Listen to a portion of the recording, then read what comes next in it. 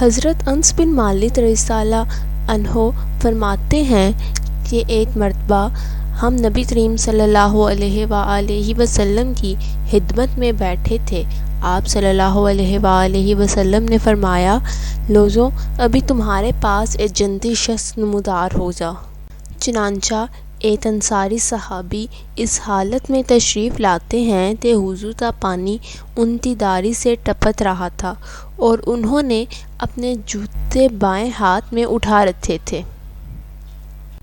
دوسرے دن بھی آپ صلی اللہ علیہ وآلہ وسلم نے یہی بات کی اور پھر وہی صحابی نمودار ہوئے، اور آج بھی پہلے کی طرح جوتے ان کے ہاتھ میں تھے۔ تیسرے دن بھی آپ صلی اللہ علیہ وآلہ وسلم نے وہی بات دہرائی اور اس دن وہی صحابی اسی حالت میں نمودار ہوئے جن کی داڑھی سے وضو کا پانی ٹپک رہا تھا اور انہوں نے جوتے بائیں ہاتھ میں اٹھا رکھے تھے۔ جب نبی کریم صلی اللہ علیہ وآلہ وسلم اٹھ کر چل دیے تو عبداللہ بن عمرو رضی اللہ عنہ ان انصاری صحابی کے پیچھے لگ گئے اور عرض کیا کہ والد سے میرا تو اختلاف ہو گیا ہے اور 3 دن تک ان سے جدا رہنے کی میں نے قسم کھا رکھی ہے، لہٰذا اگر آپ مناسب سمجھیں تو اس مدت تک مجھے اپنے ساتھ رہنے کی اجازت دے دیں۔ انصاری صحابی نے جواب دیا، کوئی بات نہیں، آپ جتنا چاہیں میرے گھر پر رہ سکتے ہیں۔ عبداللہ بن عمرو رضی اللہ عنہ کا بیان ہے کہ میں نے 3 راتیں ان کے ہاں گزاری،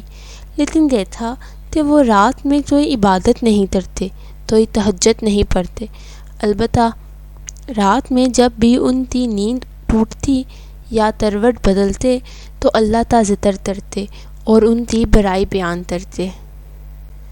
میں نے ایک بات یہ بھی دیکھی کہ وہ زبان سے ہمیشہ اچھا ہی بولتے۔ جب 3 دن مکمل ہو گئے اور میرے دل میں کوئی بھی عمل برا نہ معلوم ہوا تو میں نے کہا، اے اللہ کے بندے، میرے اور میرے والد کے درمیان کوئی جھگڑا اور ناراضگی نہیں۔ البتہ میں نے نبی کریم صلی اللہ علیہ وآلہ وسلم سے سنا کہ 3 دن لگاتار آپ کے بارے میں فرما رہے تھے کہ ابھی تمہارے پاس ایک جنتی شخص نمودار ہو جا، اور 3 دن آپ ہی تشریف لائے۔ تو میں نے ارادہ کیا کہ آپ کے پاس رہ کر میں آپ کا عمل دیکھوں کہ آپ کون سا عمل کرتے ہیں تاکہ میں بھی ویسا عمل کر سکوں، لیکن میں دیکھ رہا ہوں کہ آپ زیادہ عمل نہیں کرتے۔ پھر کیا وجہ ہے کہ آپ اس مقام تک پہنچے ہیں جس کی بنیاد پر اللہ کے رسول صلی اللہ علیہ وآلہ وسلم نے یہ بات کہی ہے؟ انہوں نے کہا،